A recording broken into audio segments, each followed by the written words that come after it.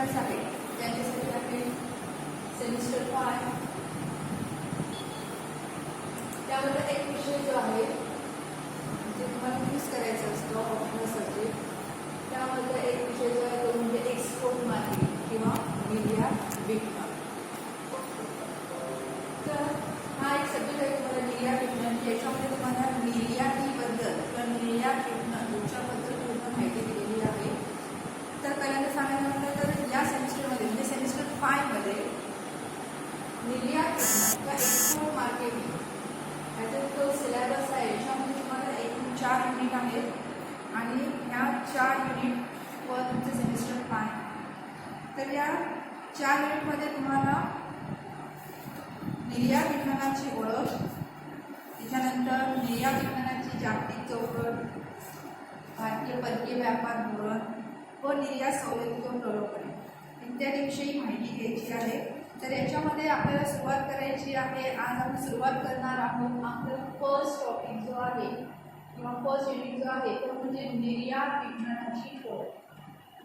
Introducing to export market. या युनिटमध्ये तुम्हाला निर्यात विपणन म्हणजे ॲक्च्युली काय हे समजून घ्यायचे आहे, त्याची ओळख करून घ्यायची आहे.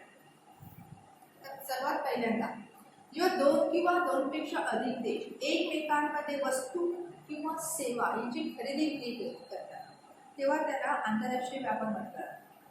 2 किंवा 2पेक्षा जास्त राष्ट्र एकत्र येऊन वस्तू व सेवांची खरेदी विक्री करतात त्याला आंतरराष्ट्रीय व्यापार असं म्हटलं जातं. तर आंतरराष्ट्रीय व्यापाराचा एक भाग म्हणजेच काय आहे तर निर्यात आहे. आंतरराष्ट्रीय व्यापाराचाच एक भाग निर्यात आहे. तर जेव्हा एक देश आपल्या वस्तू व सेवा जगातील इतर देशांना विकतो तेव्हा त्यास निर्यात असे म्हणतात. साधं सोपं आहे की निर्यात म्हणजे काय की दुसऱ्या देशामध्ये जाऊन आपल्या वस्तूंची विक्री करतो त्याला म्हणलं जातं निर्यात. म्हणजे आपल्या देशातील वस्तू जी आहे ते दुसऱ्या देशात जाऊन तिथे विक्री त्यालाच काय म्हटलं जातं निर्यात असं म्हटलं जातं.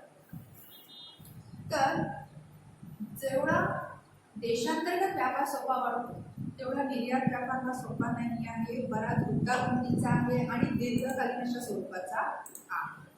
कारण दीर्घकालीन आणि गुंतागुंतीचा कारण या व्यापारावर आंतरराष्ट्रीय बंधने असतात, कस्टम्स आहेत, जागतिक स्पर्धा आहे, प्रत्येक देशाचे नियम आहेत, कानून कायदे आहे, राजकीय परिस्थिती आहे, सामाजिक सांस्कृतिक परिस्थिती या सर्वांचा इफेक्ट जो आहे तो या निर्यात व्यापारावर होत असतो.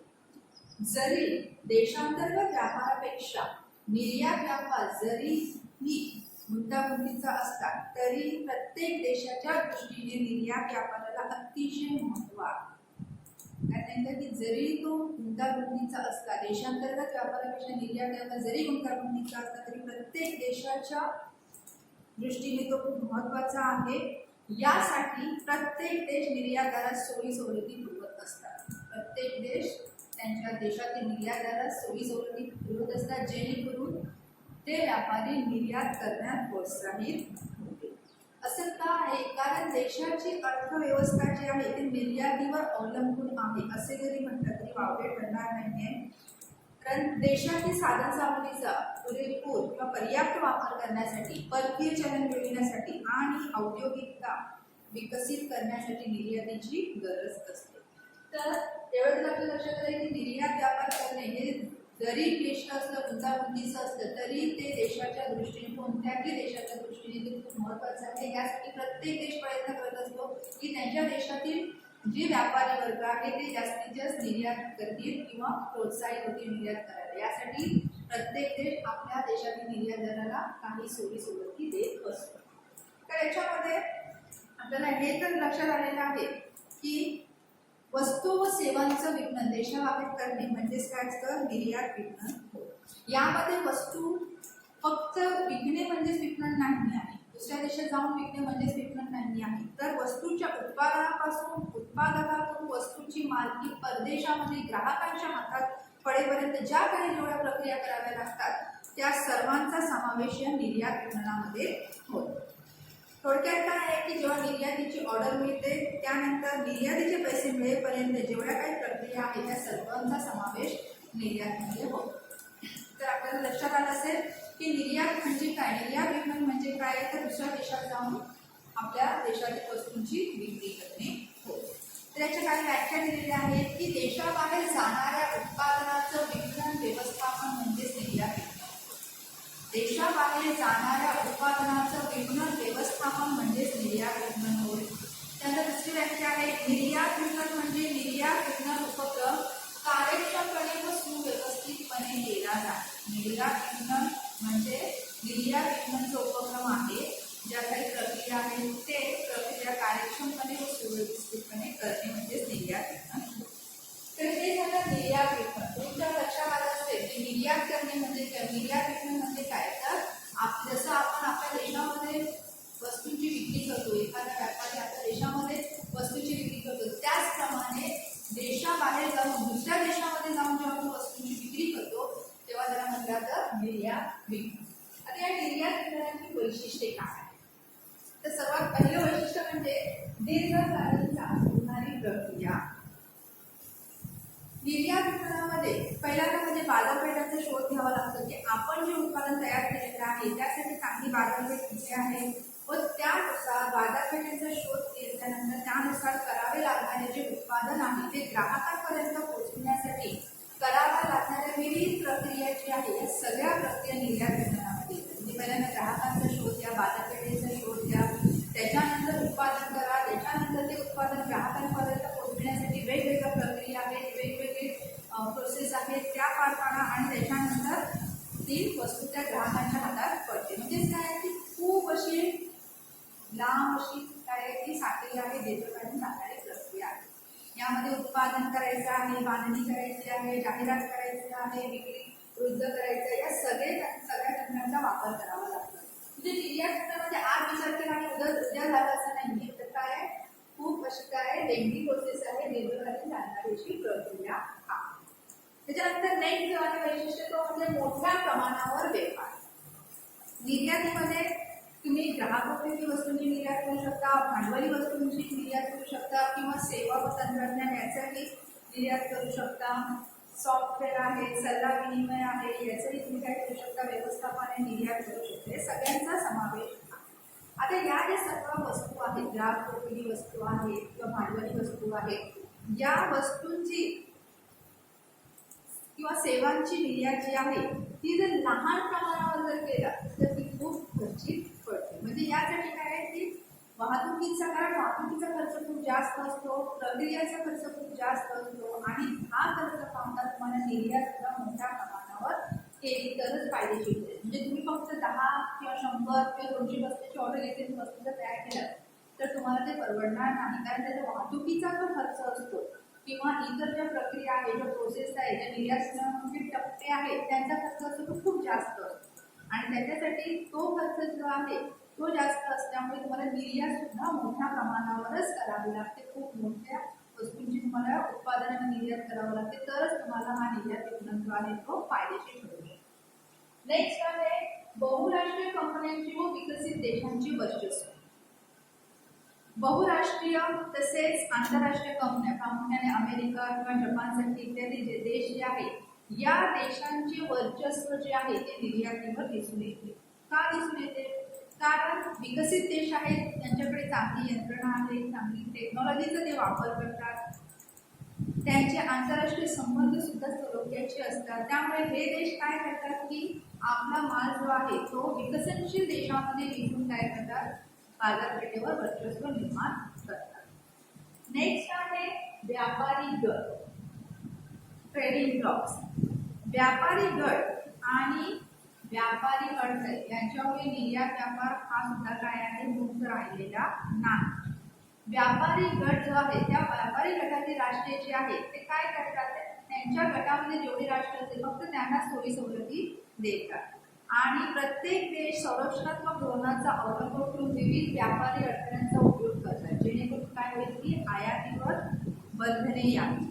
म्हणजे एका देशाची निर्यात जी असते ती दुसऱ्या देशाची आयात असते.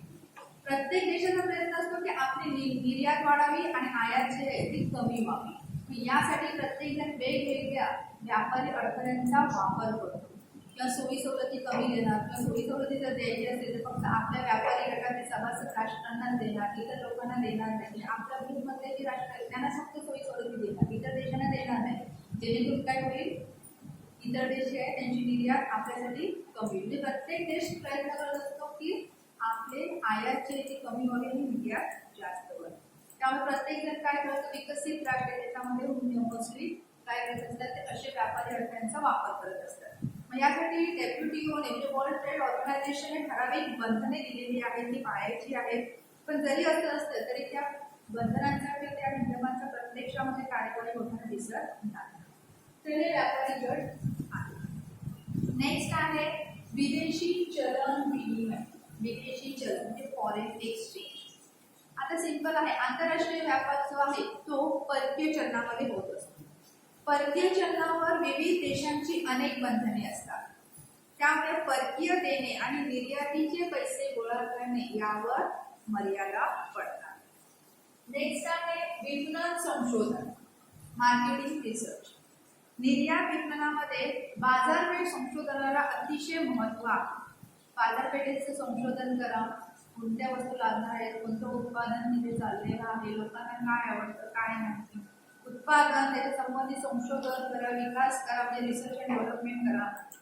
तर आर्थिक व राजकीय परिस्थितीप्रमाणे होणारे बदल यासाठी सुद्धा विपणन संशोधनाची गरज असते. म्हणजे तुम्ही जेव्हा निर्यात व्यापार करता तेव्हा तुम्हाला विपणन संशोधनाची गरज असते. तुम्हाला सतत संशोधन करावं लागतं, सतत रिसर्च अँड डेव्हलपमेंट, संशोधन करा, विकास करा, हे करावं लागतं, जेणेकरून तुम्हाला जे काही चेंजेस होत चाललेले आहेत बाजारपेठेमध्ये, आंतरराष्ट्रीय बाजारपेठेमध्ये, त्या बदलानुसार तुम्हाला तुमच्या उत्पादनामध्ये बदल करता येते, जेणेकरून तुमचं जो व्यापार आहे, निर्यात विपणन आहे, तो सुरळीत चालू आहे. नेक्स्ट आहे आधुनिक तंत्रज्ञानाचं महत्त्व. आता आंतरराष्ट्रीय बाजारपेठेमध्ये जर तुम्हाला टिकायचं असेल, व्यापार करायचा असेल, तर पहिल्यांदा म्हणजे आंतरराष्ट्रीय बाजारपेठेमध्ये स्पर्धा खूप जास्त असते. तर अशा स्पर्धेमध्ये टिकण्यासाठी तुम्हाला तुमच्या वस्तूचे दर्जा व गुणवत्ता यावर खूप भर द्यावा लागतो. आणि जर वस्तूचा दर्जा व गुणवत्ता चांगला ठेवायचा असेल तर ऑब्व्हियसली तुम्हाला त्यासाठी चांगल्या आधुनिक तंत्रज्ञानाची गरज भासते. तर नवीन तंत्रज्ञानाचा वापर करून विकसित देश जे आहेत त्यांनी काय केलेले आहे, तर जागतिक बाजारपेठेवर वर्चस्व प्रस्थापित केलेले आहे, वर्चस्व मिळवलेले आहे. त्या मानाने त्या तुलनेने जे अविकसित देश आहेत म्हणजे विकसनशील राष्ट्रे आहेत त्यांना काय झालेले आहे, आधुनिक तंत्रज्ञानाच्या अभावामुळे ते या स्पर्धेला तोंड देऊ शकत नाही. त्यामुळे कुठेतरी विकसनशील राष्ट्रे व अविकसित राष्ट्रे जे या स्पर्धेमध्ये या निर्यात विपणनामध्ये मागे पडतात. नेक्स्ट आहे दीर्घकालीन नियोजनाची गरज, लॉंग टर्म प्लॅन. आंतरराष्ट्रीय देशातील बाजारपेठेची जी परिस्थिती असते ती त्या देशातील आर्थिक, सामाजिक व राजकीय बदलांवर अवलंबून असते. जसे जसे राजकीय बदल, आर्थिक सामाजिक बदल जसे बदलतात तसे बाजारपेठेची परिस्थिती बदलते. यासाठी नियोजनामध्ये गरजेप्रमाणे बदल करता येईल अशा प्रकारे दीर्घकालीन निर्यात नियोजन देशाला विकासाकडे पोहोचवते. म्हणजे तुम्हाला दीर्घकालीन नियोजनाची गरज असली पाहिजे. कसं नियोजन असलं पाहिजे की जे तुमचं दीर्घकालीन असलं पाहिजे, जेणेकरून चेंजेस जसं होते त्या चेंजेस प्रमाणे त्या देशामध्ये जे चेंजेस होतात, जे बदल होतात त्या बदलाप्रमाणे तुम्हाला तुमच्या प्लॅनिंगमध्ये बदल करता येईल. नेक्स्ट जे आहे ते म्हणजे तज्ञांची गरज. निर्यात विपणनाची प्रक्रिया जी आहे तुम्हाला पहिल्यांदा सांगितलं मी की दीर्घकालीन चालणारी प्रक्रिया आहे व अनेक कागदपत्रांची पूर्तता करावी लागते. दुसऱ्या देशामध्ये माल पाठवायचा आहे, बॉर्डर क्रॉस करून जायचं आहे, देशामध्ये बरेचसे डॉक्युमेंट्स असतात ते पूर्ण करावे लागतात. पण हे सर्व करताना तुम्हाला या सर्व कामांसाठी व्यावसायिक तज्ञांची गरज व्यवस्थापक म्हणून तुम्हाला लागते आणि त्या व्यवसाय तज्ञांची तुम्हाला व्यवस्थापक म्हणून नेमणूक करावीच लागते. त्यानंतर आहे शेवटचं पॉईंट आहे ते म्हणजे वाढती स्पर्धा. प्रत्येक देशाची इच्छा असते की त्याने आंतरराष्ट्रीय बाजारपेठेमध्ये, आंतरराष्ट्रीय व्यापारामध्ये सहभागी व्हावे.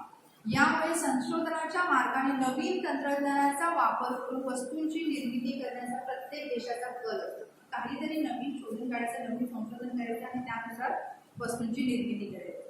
आणि त्याच्यामुळे या मानसिकतेमुळे काय झालेलं आहे की प्रत्येक जण काय लागले, फक्त संशोधनाच्या मागे लागलेला आहे आणि त्या संशोधनानुसार नवनिर्मितीकडे किंवा नवीन वस्तूंची निर्मिती करण्याकडे कल आहे प्रत्येक देशाचं. त्याच्यामुळे आंतरराष्ट्रीय व्यापारामध्ये जो जे आहे ते गैरकानून स्पर्धा निर्माण झालेली आहे, म्हणजे स्पर्धा खूप जास्त आहे. तर हे झाले निर्यात करण्याची वैशिष्ट्ये. आता त्यानंतर आपल्याला बघायचं आहे ते म्हणजे निर्यातीचे महत्त्व, इम्पॉर्टन्स ऑफ एक्सपोर्ट. तुम्हाला सुरुवातीला सांगितलं की कोणताही देश असो त्याला निर्यातीची गरज आहे. जरी निर्यात व्यापार हा कितीही गुंतागुंतीचा असला तरीही त्याला निर्यातीची गरज भासते. मग तो विकसित देश असो, विकसनशील असो किंवा अविकसित देश असो, प्रत्येकाला निर्यातीची गरज भासते. मग निर्यातीचे महत्त्व स्पष्ट करताना त्याची 2 गटांमध्ये विभागणी केलेली. तर पहिला म्हणजे देशाला निर्यातीचे महत्त्व आणि दुसरं म्हणजे उद्योगधंद्याला निर्यातीचे महत्त्व. म्हणजे देशाला त्याचे काय महत्त्व आहे आणि उद्योगधंद्याला काय महत्त्व आहे. तर यामध्ये पहिला आपल्याला भाग बघायचा आहे तो म्हणजे देशाला निर्यातीचे महत्त्व.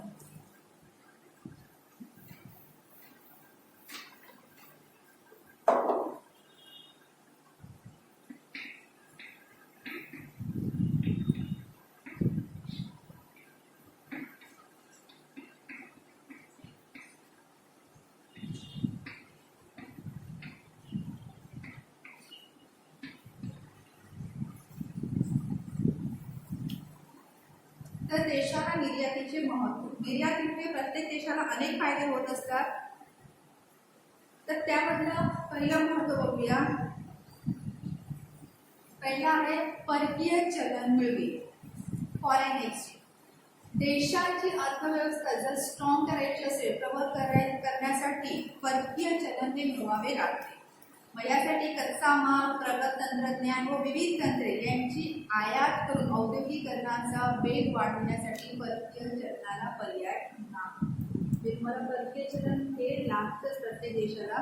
कारण जर तुम्हाला तुमच्या निर्यात वाढवायचं असेल, कच्चा माल चांगल्या दर्जाचा पाहिजे असेल किंवा प्रगत तंत्रज्ञान पाहिजे असेल, विविध यंत्रे मशिनरी पाहिजे असेल तर ते दुसऱ्या देशातून आयात करण्यासाठी तुम्हाला परकीय चलनाची गरज लागते. तर पहिलं महत्त्व आहे परकीय चलन मिळवणे. त्यानंतर दुसरा आहे तो म्हणजे आर्थिक विकास. निर्यातीमुळे आर्थिक तसेच औद्योगिक विकासात चालना मिळते. देशातली जी साधन सामग्री आहे त्याचा पर्याप्त वापर उत्पादन करता येते.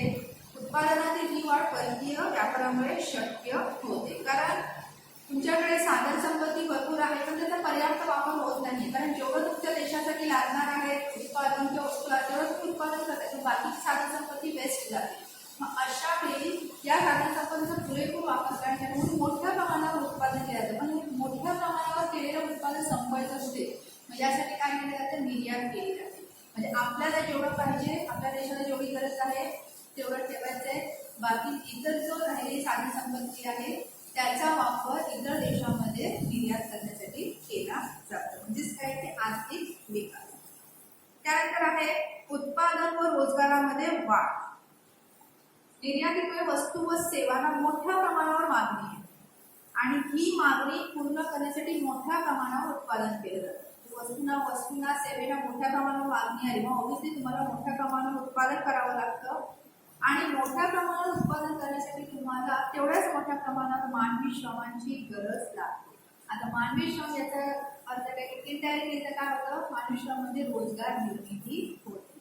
म्हणजेच काय आहे की निर्यातीमुळे काय होतं की पर्यायाने मोठ्या प्रमाणावर रोजगार निर्मिती होते. साधन सामुग्री व कार्यक्षमता यांचा पर्याप्त वापर. त्यानंतर पुढचं महत्व आहे सहाय्यक उद्योगांना मदतीचा हात.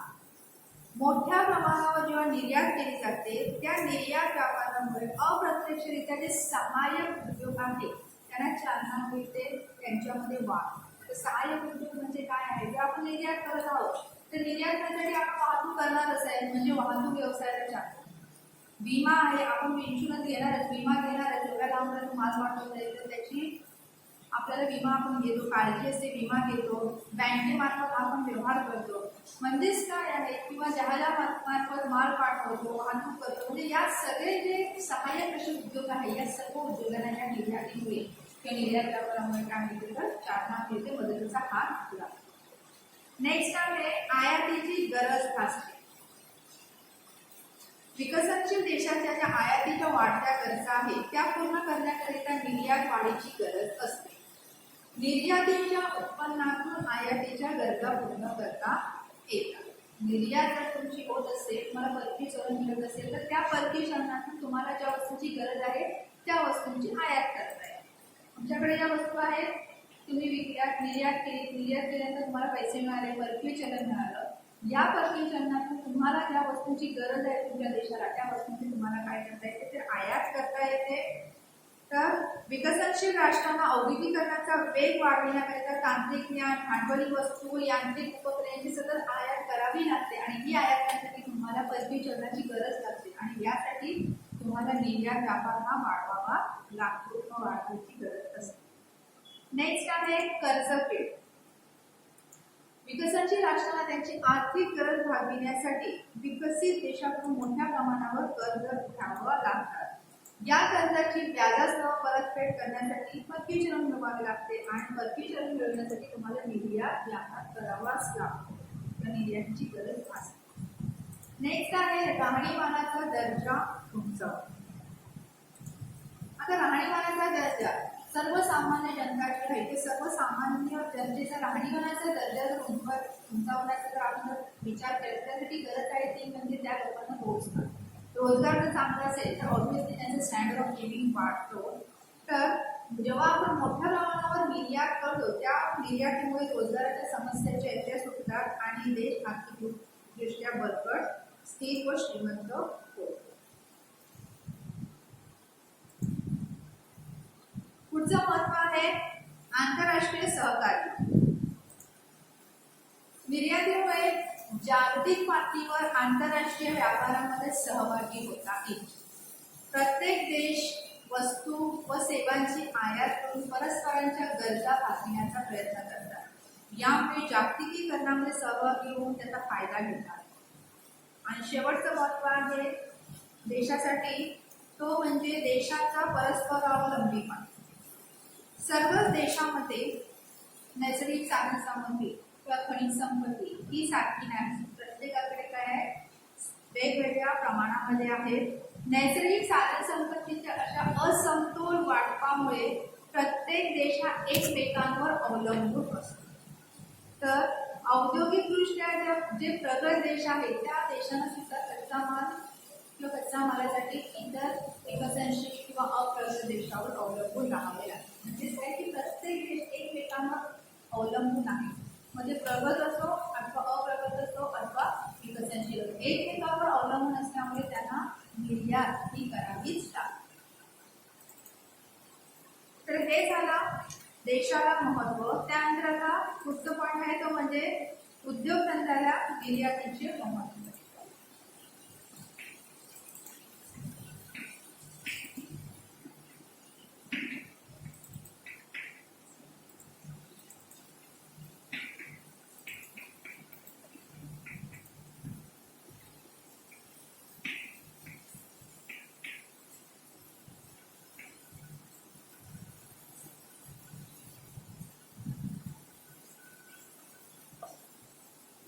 उद्योगधंद्याला निर्यातीचे महत्व.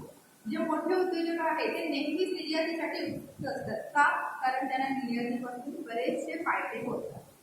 तर पहिला जो महत्व आहे किंवा फायदा जो आहे उद्योगधंद्याला तो म्हणजे प्रचंड नफा.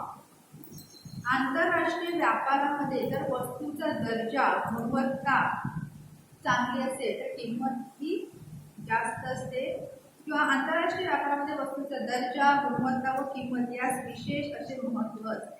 जर ग्राहकांच्या अपेक्षेनुसार जर दर्जा व किंमत ठेवता आली तर वस्तूला मोठ्या प्रमाणावर मागणी येते.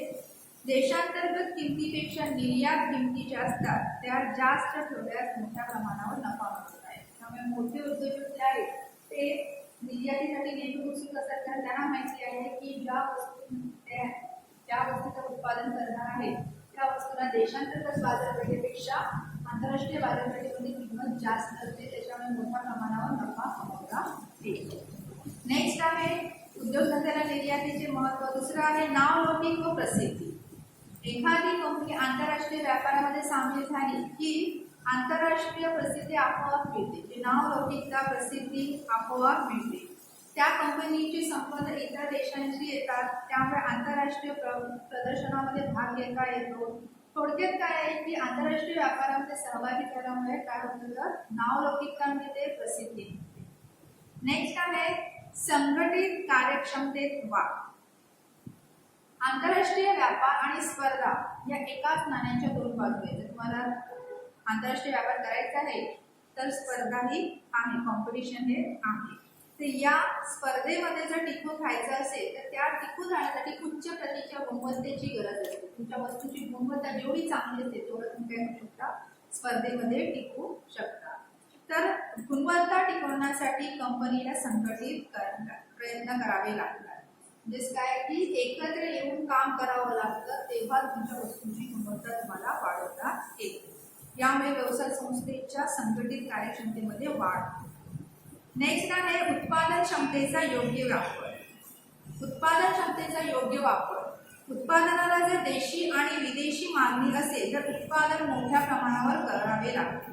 जर एखादा उत्पादक आहे जो मालाचं उत्पादन करतोय, त्या मालाला देशामध्ये पण मागणी आहे आणि विदेशात पण मागणी जर असेल तर उत्पादन मोठ्या प्रमाणावर करावं लागतं आणि मोठ्या प्रमाणावर उत्पादनासाठी पूर्ण उत्पादन क्षमतेचा वापर करावा लागतो. नेक्स्ट आहे विपणन धोका वाटप. विपणन धोका वाटप. आंतरराष्ट्रीय व्यापारामध्ये देशी व विदेशी व्यापाराचा समावेश असल्याने दोन्ही व्यापाराची जबाबदारी त्यांच्यावर असते. यामध्ये एका व्यापाराला तोटा झाला तर दुसऱ्या व्यापारातून भरून काढता येईल. म्हणजेच काय आहे की जर तुम्ही ॲट अ टाइम दोन्ही व्यवहार करत असाल, देशी आणि विदेशी जर दोन्ही व्यवहार करत असाल तर याच्यामध्ये तुम्हाला जबाबदारी जी आहे ती त्या दोन्ही व्यापाऱ्यांची जबाबदारी त्याच्यावर असते. त्यामुळे एका व्यापारामध्ये जर तोटा झाला तर तो दुसऱ्याने भरून काढता येईल आणि हे कधी पॉसिबल होतं जर तुम्ही निर्यात करत असाल तर. नेक्स्ट आहे उदार आयात.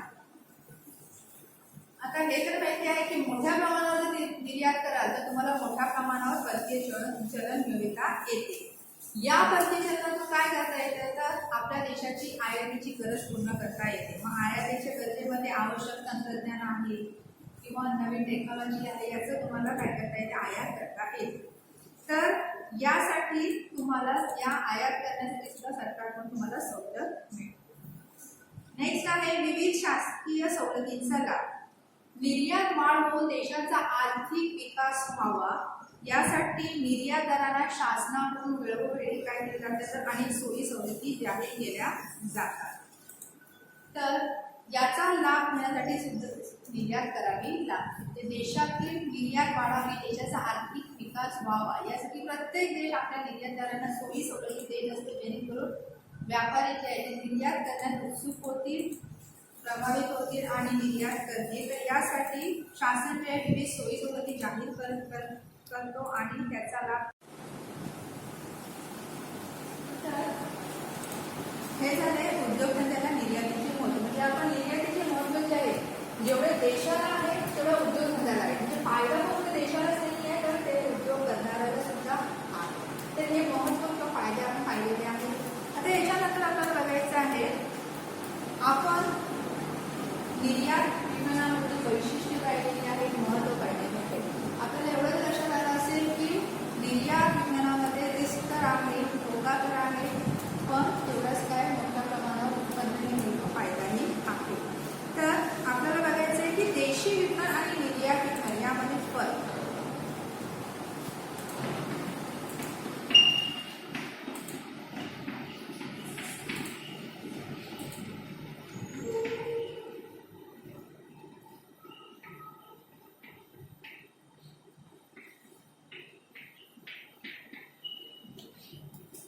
तर देशी विपणन आणि निर्यात विपणन यामधील फरक आपल्याला बघायचा आहे. देशी विपणन म्हणजे आपल्या देशामध्ये केलं जाणारं व्यापार विपणन आणि निर्यात विपणन म्हणजे आंतरराष्ट्रीय व्यापार. त्याच्यामध्ये फरक बघायचा आहे देशी विपणन आणि निर्यात विपणन. पहिल्यांदा अर्थ. देशी विपणनात वस्तू व सेवांची खरेदी विक्री ही एकाच देशात केली जाते. विपणनासाठी फक्त देशी बाजारपेठ असते. निर्यात विपणनामध्ये वस्तूंची व सेवांची खरेदी विक्री जी आहे ती जागतिक पातळीवर केली जाते. विपणनासाठी जगातील सर्व बाजारपेठा ज्या असतात त्या उपलब्ध असतात. तर हा झाला दोन्हीमधला फरक की देशी विपणन जो आहे तो फक्त एका देशामध्येच केला जातो, फक्त देशातील बाजारपेठ उपलब्ध असेल. तर निर्यात विपणन जो आहे तो जागतिक पातळीवर तुम्हाला करता येतं, त्यासाठी सर्व बाजारपेठा उपलब्ध असतात. त्यानंतर आहे दुसरा पॉईंट आहे तो म्हणजे व्यापारी गट. किंवा ट्रेडिंग ब्लॉक.